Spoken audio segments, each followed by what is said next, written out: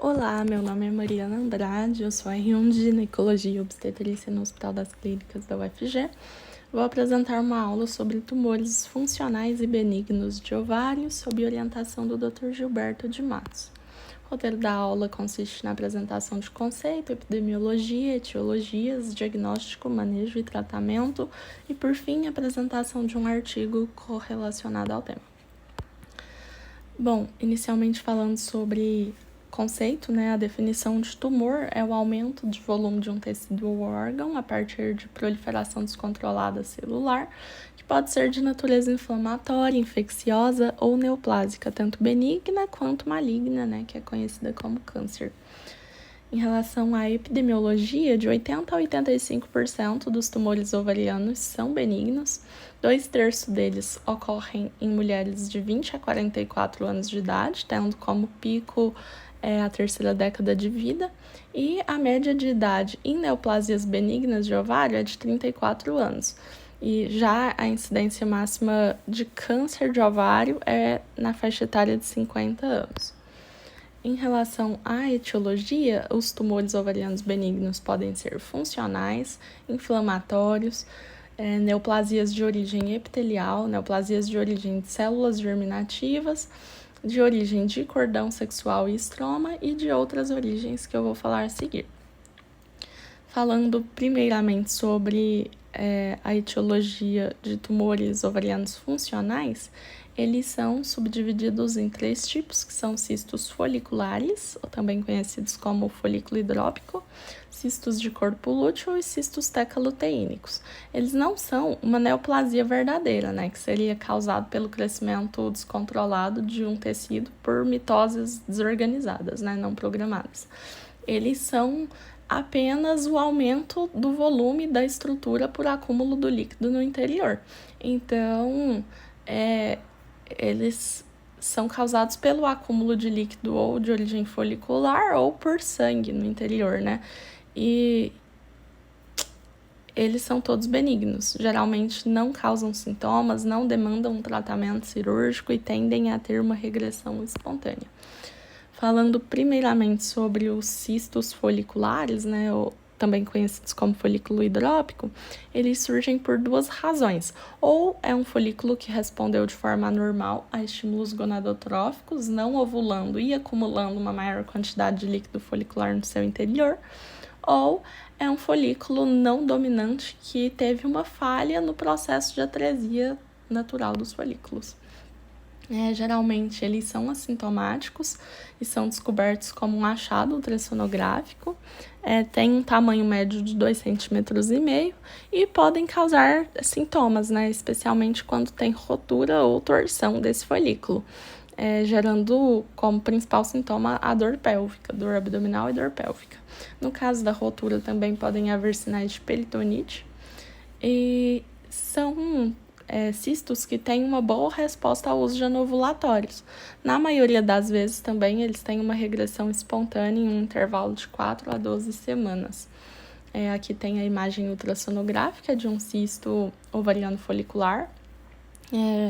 Um cisto simples, com conteúdo anecoico, todo preto ali, a imagem, e que tem contornos definidos e paredes finas.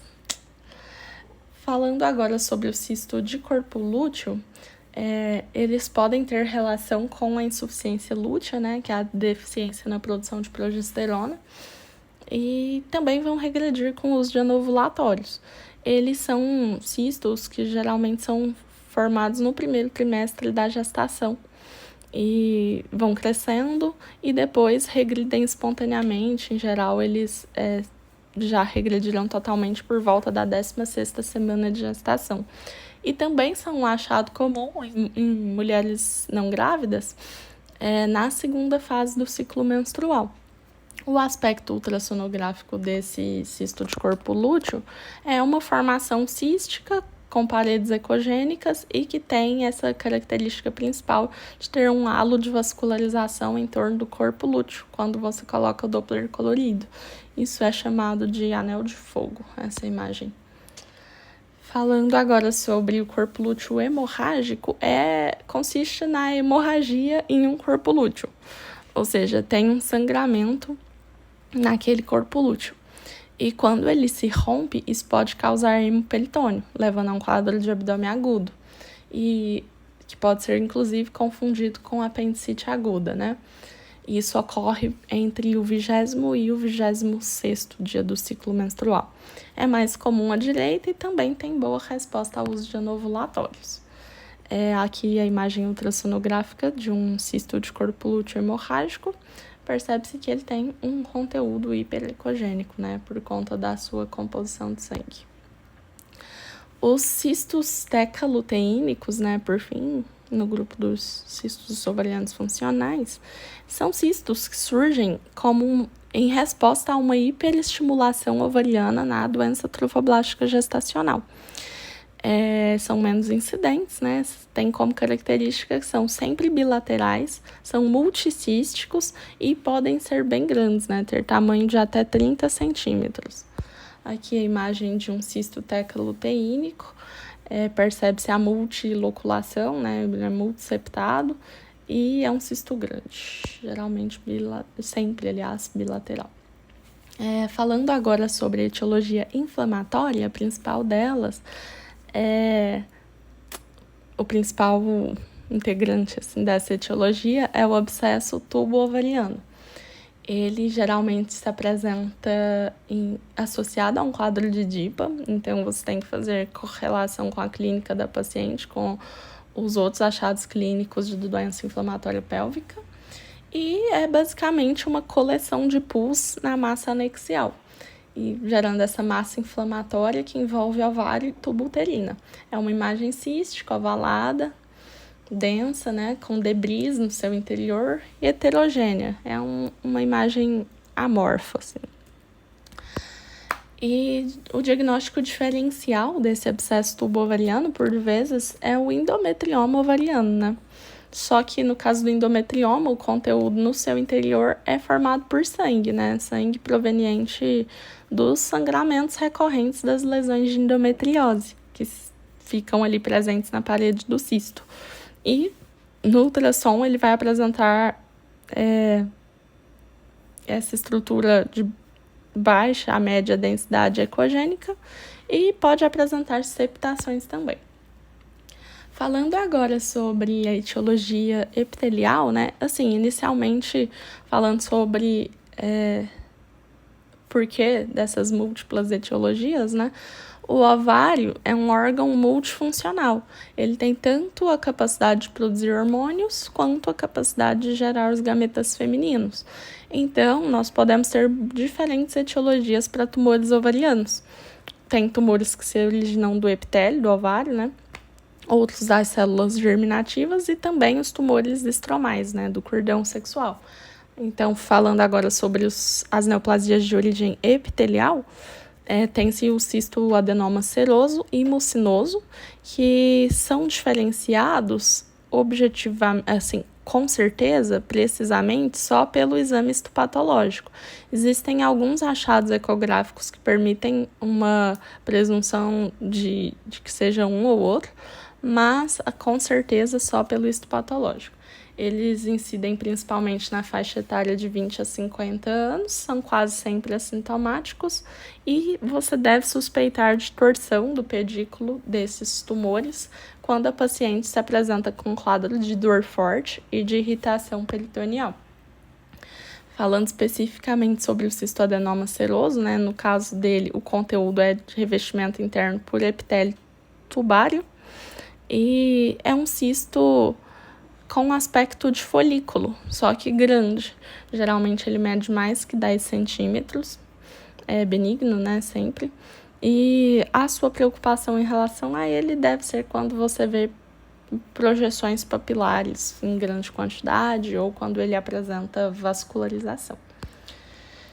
Já o cistoadenoma mucinoso tem um revestimento interno de epitélio cervical e são tumores que apresentam uma parede espessa, contém muco, né, no seu interior.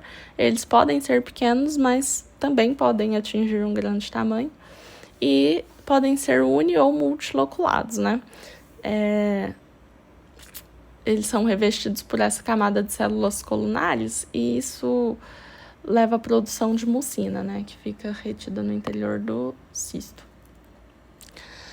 Um diagnóstico diferencial para o cistoadenoma mucinoso é o cisto de inclusão peritoneal, que é um cisto que ocorre em pacientes que têm história prévia de cirurgia abdominal, trauma, DIP ou endometriose. E ele é causado por acúmulo do líquido produzido pelos ovários que fica aprisionado dentro dessas aderências peritoneais.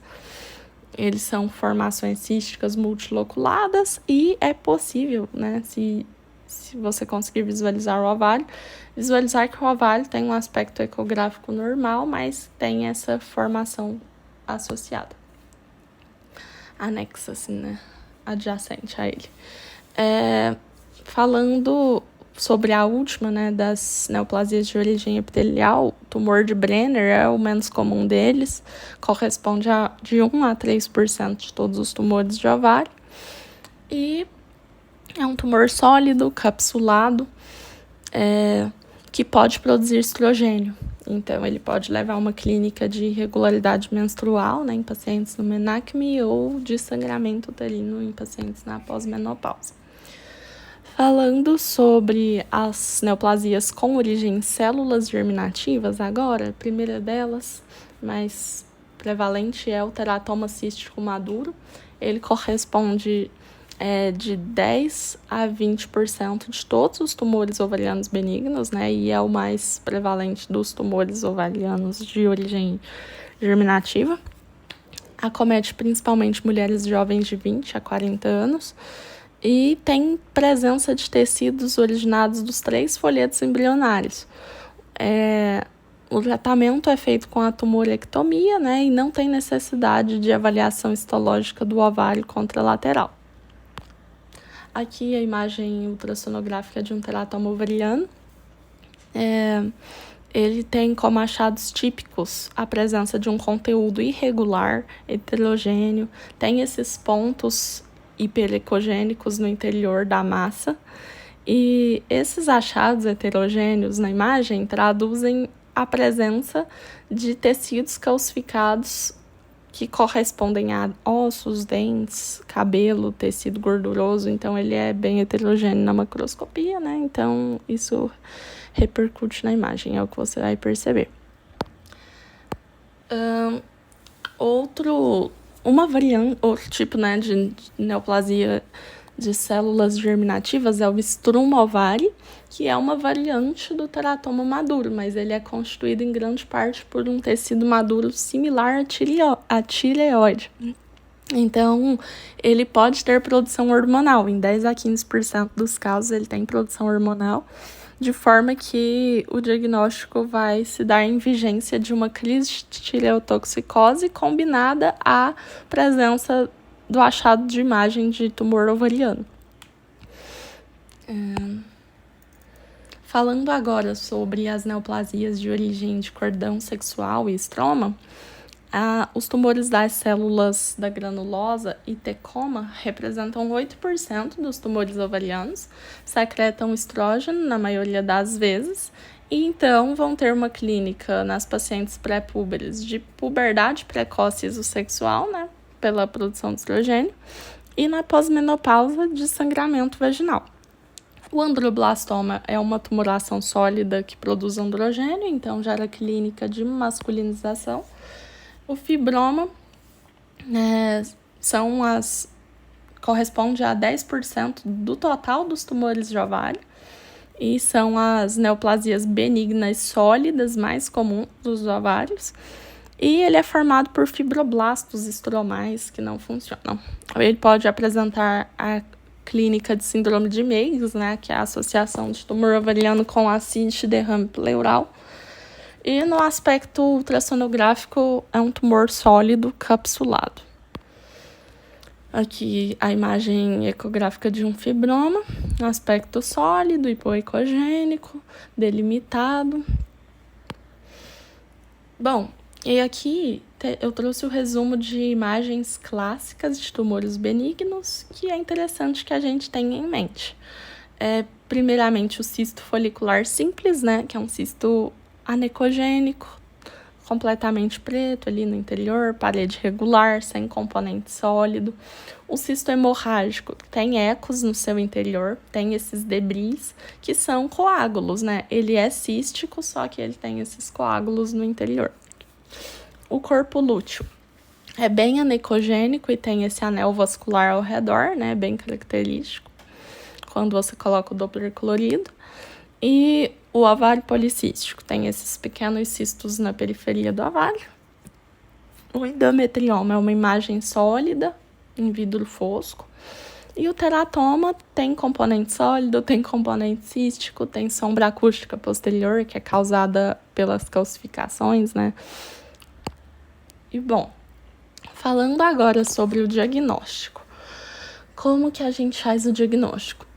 Diferentemente da maioria dos tumores ginecológicos, em que é feita uma biópsia mandando material para anatomopatológico e a partir disso você vai determinar a conduta, não se faz biópsias ovarianas, porque existe um risco de disseminação das células neoplásicas na cavidade abdominal. É importante lembrar que a principal forma de disseminação do tumor de ovário, do câncer de ovário, é por esfoliação, por ruptura da cápsula ovariana com as células se espalhando no peritônio, pela cavidade abdominal. Por isso não se faz a biópsia.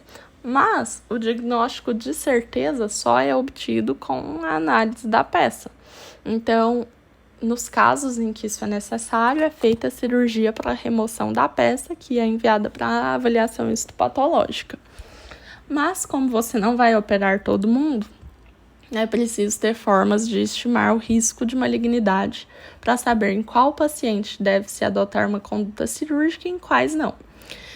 E isso aumenta a importância da anamnese, do exame físico, dos exames laboratoriais e dos exames de imagem, já que não é possível fazer uma biópsia como se faz em outros tumores.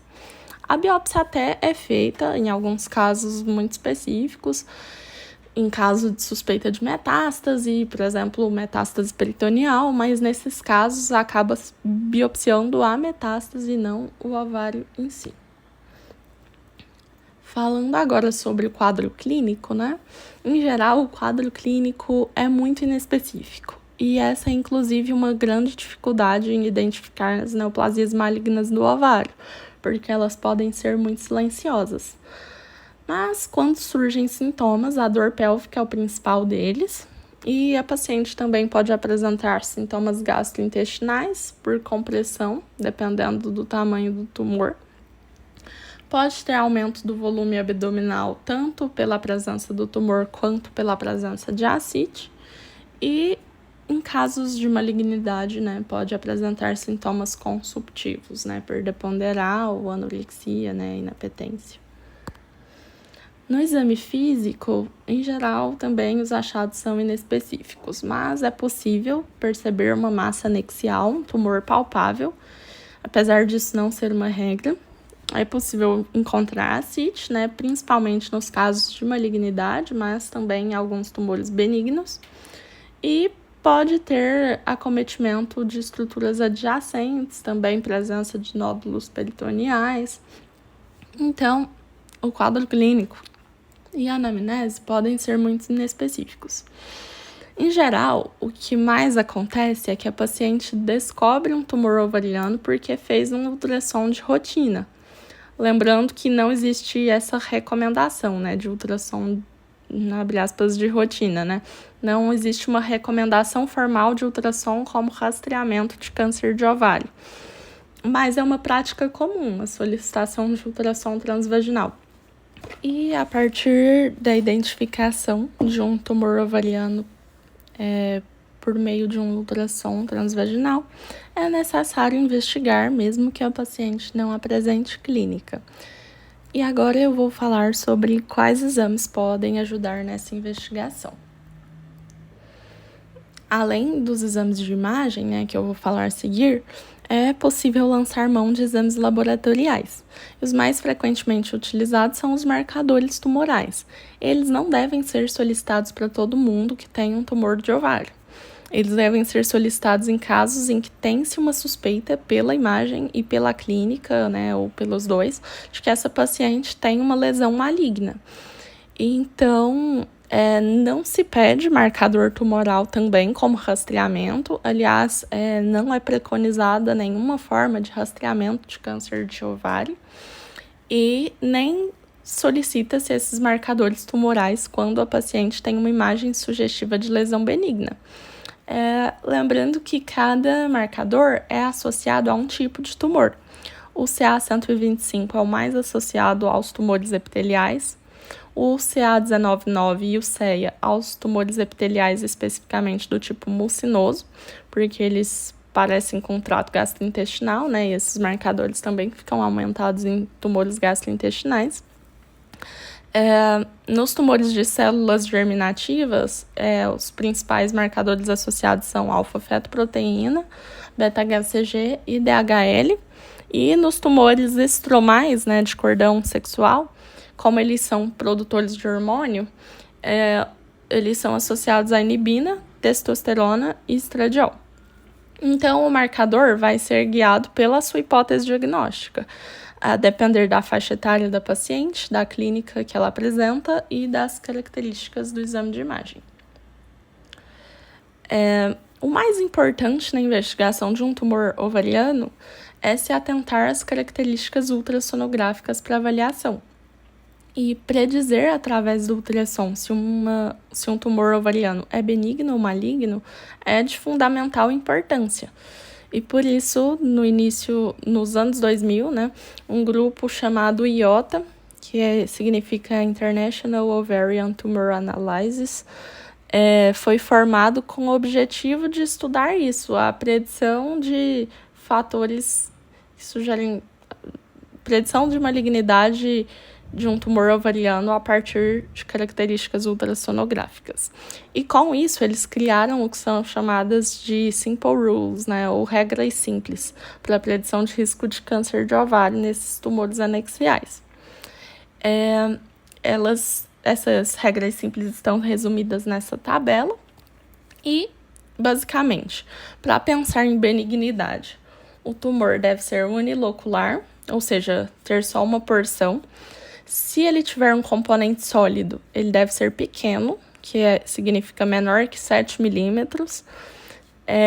Outra característica que sugere benignidade é a presença de sombra acústica posterior, porque isso está muito associado a teratomas, né, por conta daquelas calcificações, e os teratomas são tumores benignos. E se for um tumor multilocular, que ele seja pequeno, tenha um diâmetro menor que 10 centímetros e e também outra coisa sugestiva de benignidade é a ausência de fluxo ao Doppler.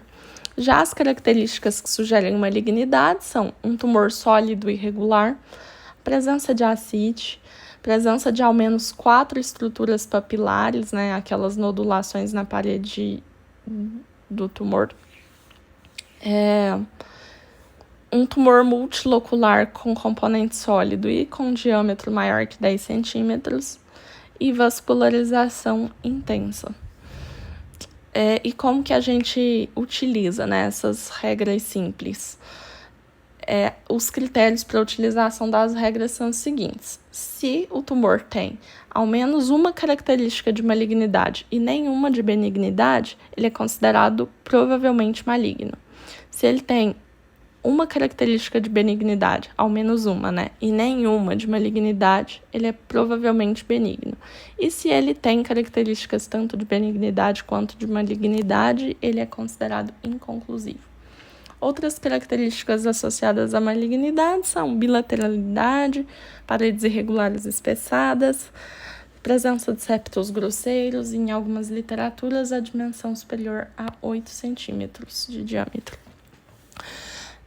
Aqui algumas imagens sugestivas de malignidade. Nessa imagem A, tem-se um cisto multilocular, né? Ou seja, ele tem várias porções, tem presença de septos no seu interior.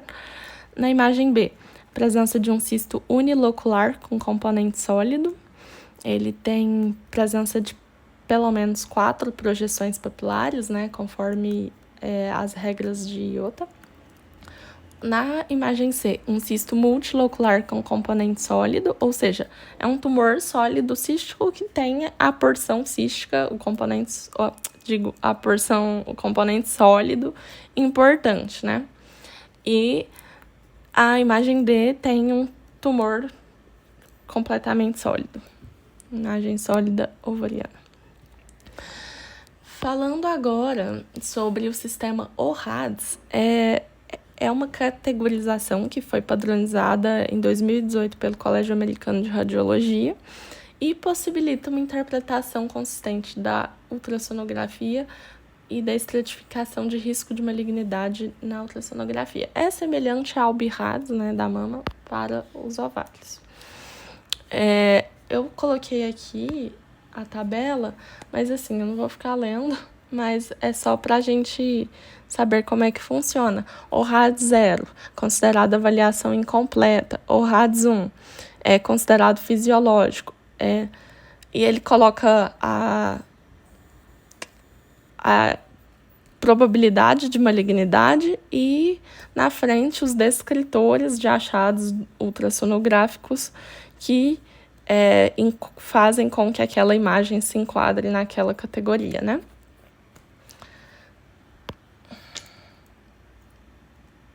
Bom, falando agora sobre o manejo e tratamento dos tumores ovarianos benignos, o principal ponto em relação ao tratamento é ponderar o risco de realizar uma cirurgia para uma lesão inocente, para uma lesão benigna, contra o risco de não realizar uma cirurgia e não retirar um câncer de ovário. Então, o tratamento dos tumores ovarianos depende de vários fatores. Da fase de vida da paciente, se ela está no período reprodutivo, se é na pós-menopausa, dos fatores de risco associados à possibilidade de um câncer e dos achados de imagem e dos marcadores tumorais, né? A tendência atual é para uma abordagem de preservação dos ovários em massas ovarianas benignas, principalmente em mulheres jovens. E para as mulheres na perimenopausa, a salpingectomia oportunista tem sido cada vez mais recomendada por conta dos novos conceitos relacionados à carcinogênese ovariana. Em caso de realização dessa salpingectomia oportunista em um contexto de esterilização tubária, né? A esterilização tubária pode ser feita por salpingectomia completa, por fimbrectomia ou por salpingectomia parcial, além dos outros métodos que não são excisionais, né? A salpingectomia completa, ela tem sido considerada como uma alternativa que tem a vantagem de prevenção de câncer de ovário. Também tem estudos que mostram que ela pode diminuir dor pélvica, diminuir risco de uma nova cirurgia, de hidrossalpinge, além de ser o método mais efetivo de esterilização permanente. Só que ainda não tem estudos de ainda são pequenos os estudos que tem, que avaliam a função ovariana e mesmo a profilaxia do câncer de ovário com a utilização desse método. Eu trouxe aqui os fluxogramas que são recomendados pela Febrasgo para a investigação dos tumores anexiais, né? Eu divido em pacientes pré-menopausa e pós-menopausa. Nas pacientes em idade reprodutiva, é sempre importante lembrar que qualquer massa anexial pode ser uma gestação ectópica, então deve ser feito beta-HCG. Se o beta vier negativo, aí você segue o fluxograma. Se tiver achados de malignidade nos exames de imagem, referencia para oncogineco, provavelmente vai para cirurgia. Se não tem características de malignidade, você deve afastar abscesso tubo-ovariano. Se a massa for muito grande, maior que 10 centímetros, também referencia para oncoginecologia.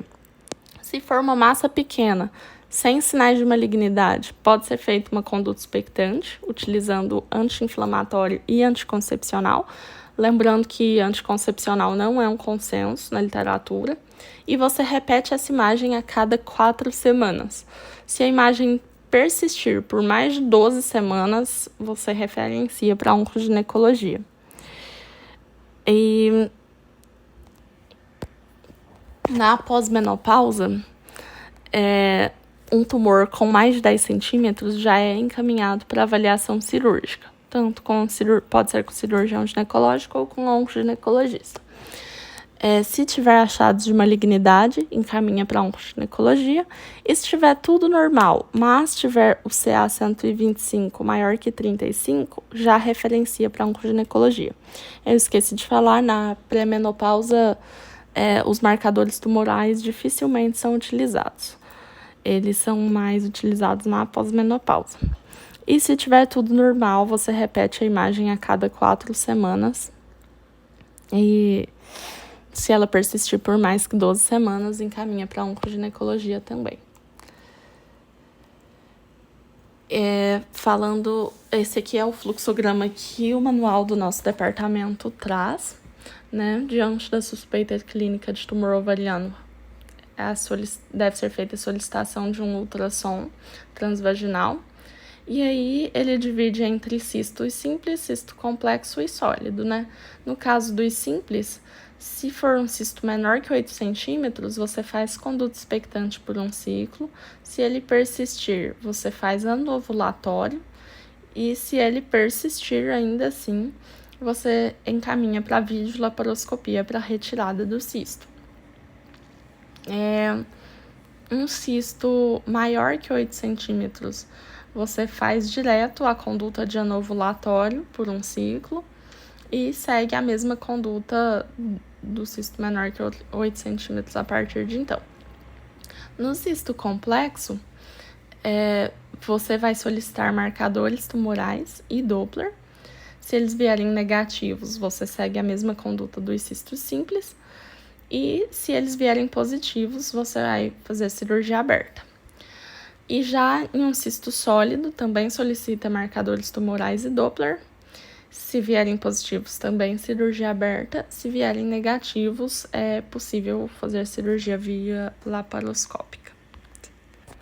Agora, apresentando o artigo correlacionado ao tema. O artigo escolhido foi marcadores tumorais e características histopatológicas de endometrioma ovariano, publicado no Journal of Obstetrics and Gynecology em 2021. O objetivo do estudo foi avaliar a associação de marcadores tumorais com a estrutura histopatológica dos endometriomas ovarianos, para avaliar seu papel, o papel da solicitação desses marcadores no manejo clínico. O método foi um estudo retrospectivo transversal, que avaliou dados de 86 mulheres submetidas à laparoscopia para endometrioma ovariano.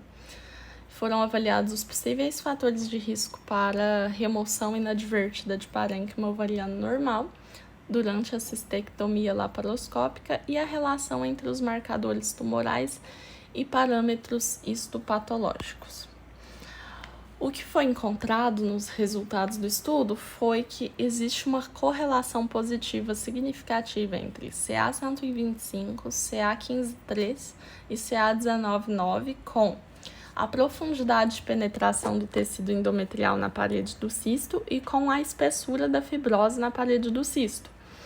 Os níveis de CA125 também foram associados a estágios mais avançados de endometriose. Essa associação não foi percebida com CA15-3 e com CA19-9. Então, os resultados mostraram que níveis baixos de marcadores no pré-operatório podem indicar que o parênquima ovariano funcional saudável não é significativamente penetrado por células endometrióticas e que a extensão de fibrose é baixa.